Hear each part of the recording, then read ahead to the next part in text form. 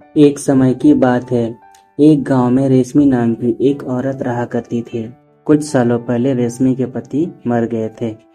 तब से रेशमी पूरे घर को अकेले ही संभालती थी।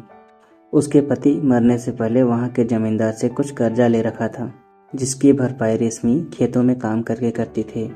एक दिन जब रेशमी खेत में काम कर रही थी, चल रेशमी, घर नहीं चलना क्या?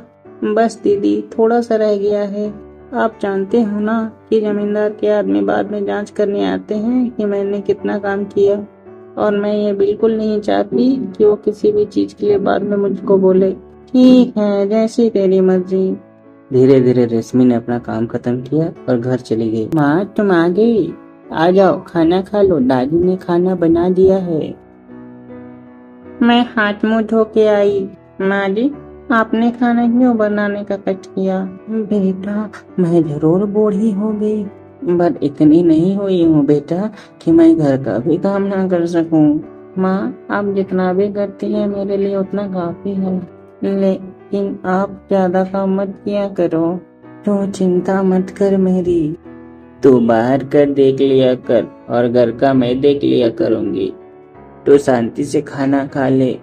अगली सुबह, माँ जी, ये लीजिए, अब चाय पी लीजिए। मैंने खाना बना दिया है। विद्या उठ जाए तो उसे कहना कि मैंने खाना बना दिया, खा के स्कूल चली जाए। गायत्री जिस डिब्बे में पैसे रखती थी वो डिब्बा देखा। उसने देखा कि उस डिब्बे में बहुत कम पैसे थे। आज मैं जमींदार जी से पगार की बात करूंगी। रेशमी, आजा खाना खा ले, भला तू कब तक काम करेगी? हाँ दीदी, मैं थोड़ी देर और करके आती हूँ। उतना बोल के थोड़ी देर बाद रेशमी खाना खाने बैठती है। उतने में ही जमींदार आ जाता है उसका काम देखने के लिए।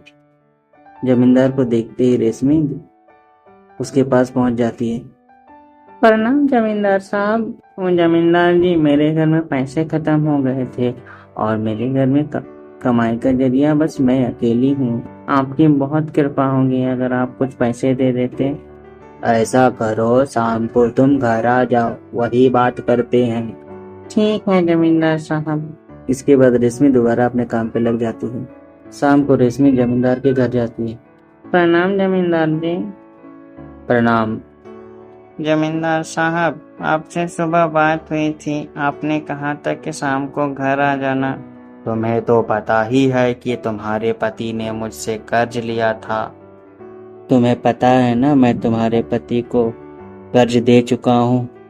अगर मैं ऐसा कर्ज तुम्हें भी देता रहूं तब तो मैं रास्ते पर आ जाऊंगा। तुम पहले सारा कर्ज दे दो, फिर पैसे ले लेना। जमींदार जी, ऐसा मत करिए, मैं आपके अलावा कहीं और काम नहीं करती।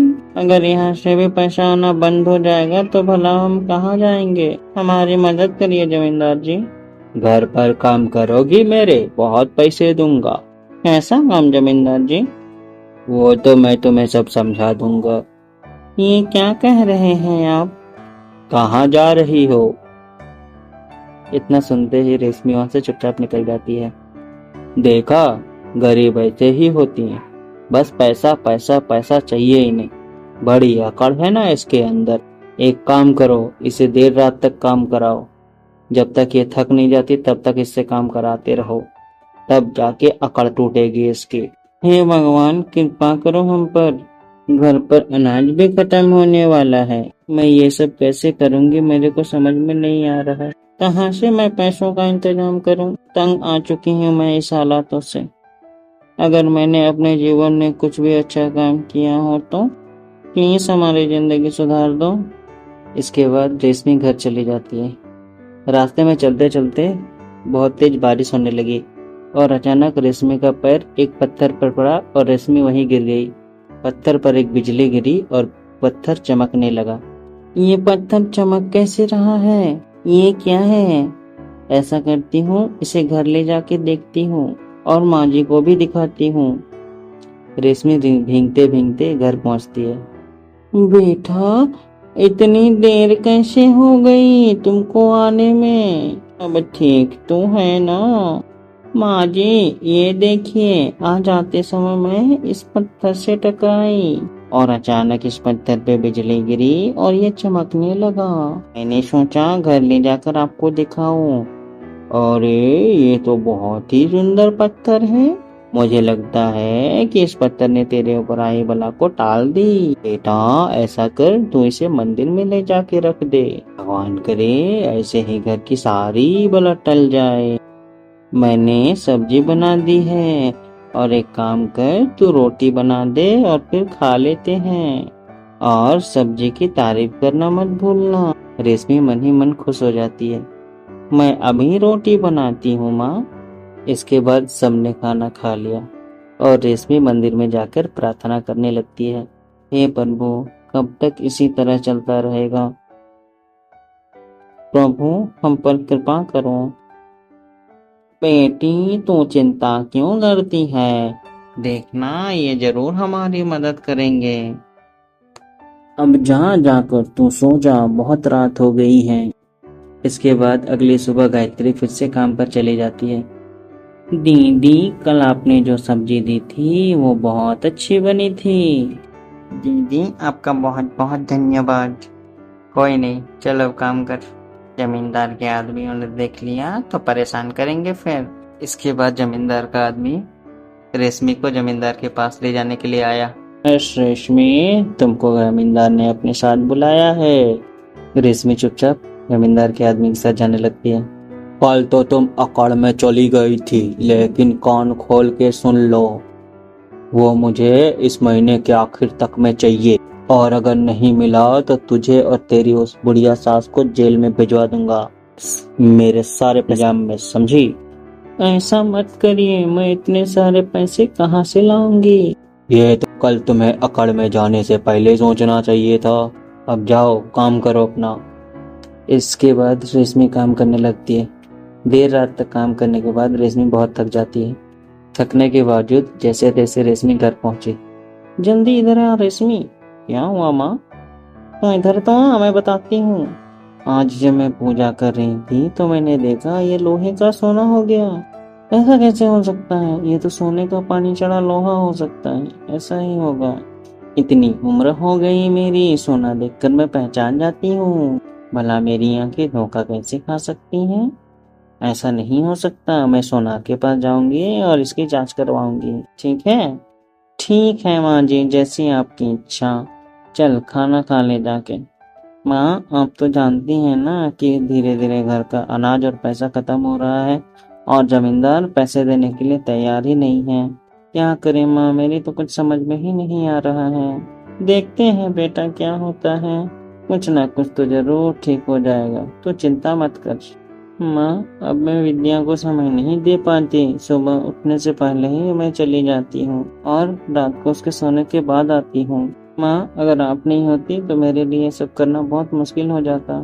ये तू कैसी बातें कर रही है? मेरे बेटे ने अपने फायदे के लिए कर्ज लिया और वो मर गया, और तूने मुझे अपने साथ रखा, मेरी देखभाल की और उस नालायक का कर्ज उतारने के लिए दिन रात उस खेतों में काम कर रही है। हम एक परिवार है बेटा, हम एक साथ रहेंगे। तू चाहती तो तू विद्या को लेकर अपने मायके चली जाती, लेकिन तुमने मुझे अकेला छोड़ना उचित नहीं समझा। मेरे लिए तो तू ही मेरी औलाद है। अब जा तू खाना खा के सो जा।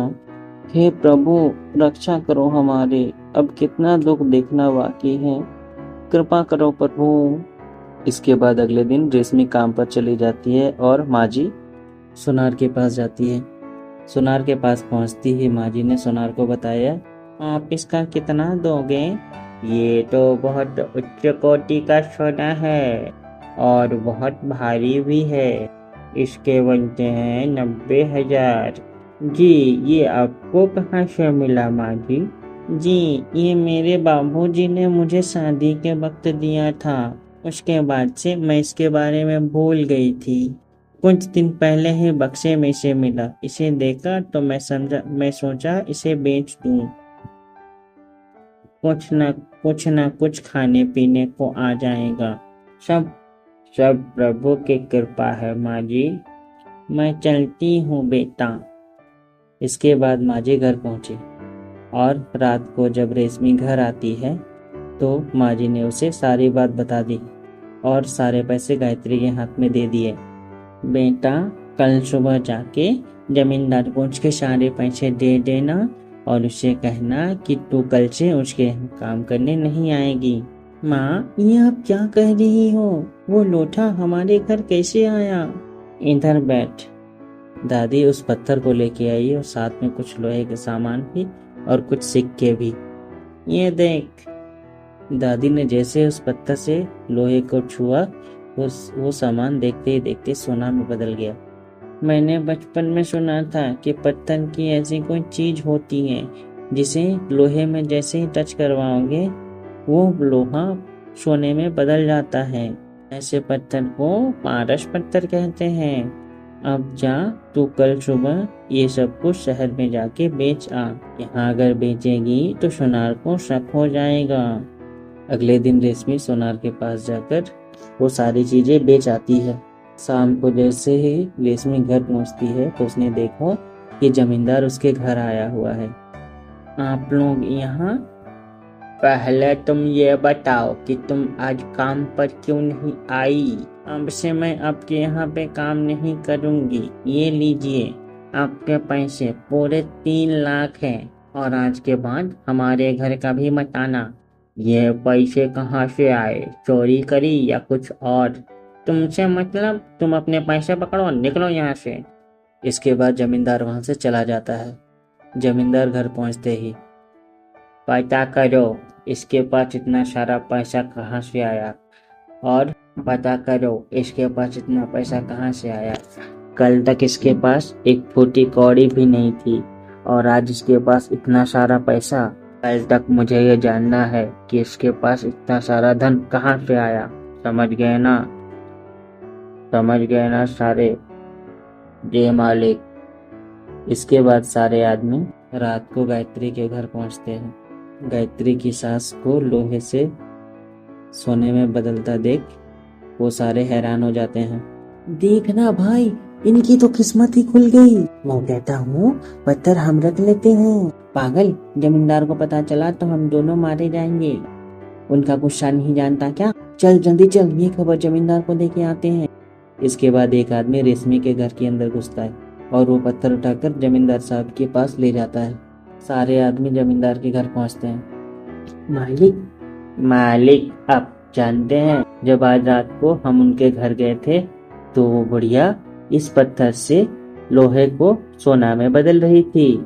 मालिक, मैंने देखा कि उसके घर में एक ऐसा पत्थर है जो लोहे को सोना में बदल रहा था।